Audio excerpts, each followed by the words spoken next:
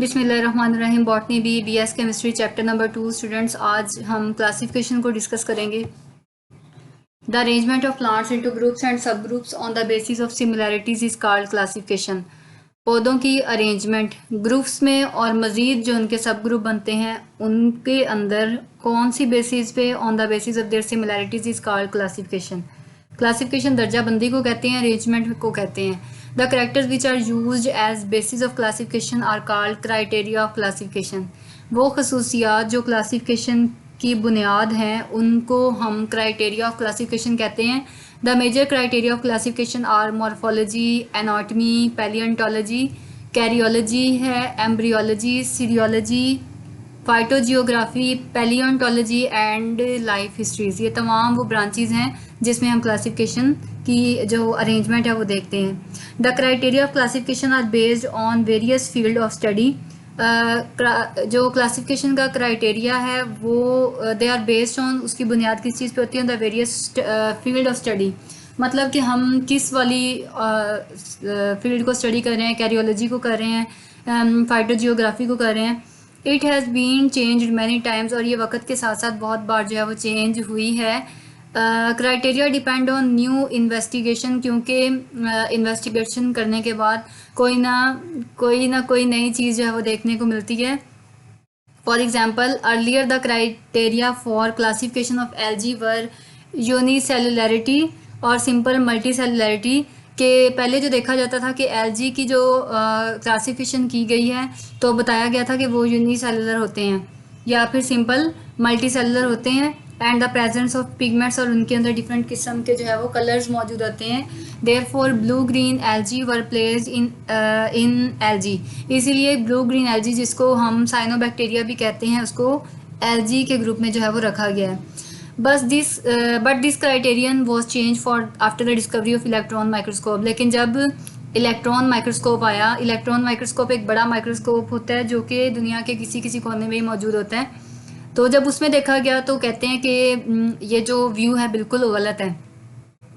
Now all algae were taken as eukaryotic. तो पहले इसको यूनिसेलुलर कहा जाता था, लेकिन आप कहते हैं कि ये यूकैरियोट्स है, और हम लोग जो हैं वो यूकैरियोट्स हैं, मतलब हम लोग मल्टी सेलुलर हैं और एक से ज़्यादा सेल पर मुश्तमिल हैं। साइनोबैक्टीरिया और प्रोकैरियोटिक। अब साइनोबैक्टीरिया जो है वो प्रोकैरियोटिक है, एल्गी जो है वो यूकैरियोटिक है। Therefore they were removed from algae and placed in Monera. तो इसको एल्गी से हटा दिया गया और एक नए किंगडम में रख दिया गया, that is the Monera. Many changes in criteria have occurred during whole history of classification. तो इस तरह जो है वो क्लासिफिकेशन की हिस्ट्री में बहुत ज़्यादा चेंजेस आती गई हैं।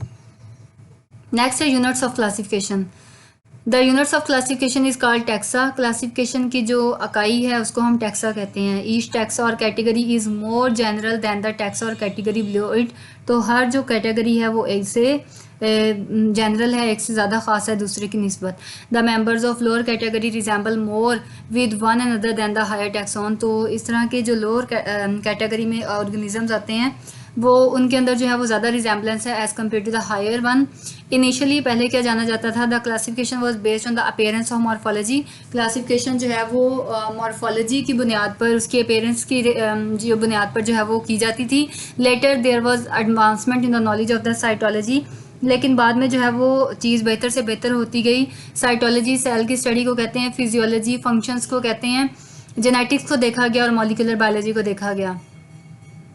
सो the classification of the organisms have been modified, और इस तरह ये बेहतर से बेहतरीन होती गई। Following units of classification are use in biology. Number 1 is the species. आज हम स्पीशी को डिस्कस करेंगे, रिमेनिंग जो है वो कल करेंगे। Species is the basic unit of classification. A species is a group of natural population which can interbreed freely among them and produce fertile offspring। तो ये डेफिनेशन तो आप लोगों को अच्छी तरह याद है कि ऐसे ऑर्गेनिज्म जो एक दूसरे के साथ जो है वो फ्रीली इंटरब्रीड करते हैं और अपने फर्टाइल ऑफस्प्रिंग प्रोड्यूस करते हैं, but are reproductively isolated from all other such groups in nature. For example, all the potato family belong to the single species called Solanum tuberosum. अब आलूओं की जो भी फैमिली है उसकी जो है वो तमाम आलू जो हैं वो एक ही फैमिली में रख दिए गए हैं, और इसको साइंटिफिक नेम दिया गया, that is the Solanum ट्यूबरसम। However, species formation by interbreeding cannot be applied by asexually reproducing organism. तो ऐसे ऑर्गेनिज्म जो आपस में इंटरब्रीड कर लेते हैं उनको हम एसेक्सुअली रिप्रोड्यूस नहीं करवा सकते। Each species has its own distinct structural behaviour characteristics. हर जानदार की अपनी स्ट्रक्चर के लिहाज से, बिहेवियर के लिहाज से अपनी खसूसियात होती हैं। And different species do not exchange genes between them, और मुख्तलिफ किस्म के स्पीशीज़ आपस में अपने जीन्स को एक्सचेंज नहीं कर सकते। The species is an independent unit from the evolutionary unit. इसलिए जो स्पीशी है वो एक मतलब उसकी एक अपनी ही बुनियाद है, अपना ही उसकी जो है वो इंडिपेंडेंट वो यूनिट है, वो किसी पर डिपेंड नहीं करता। थैंक यू स्टूडेंट्स, कल हम रिमेनिंग टॉपिक डिस्कस करेंगे। अल्लाह हाफिज़।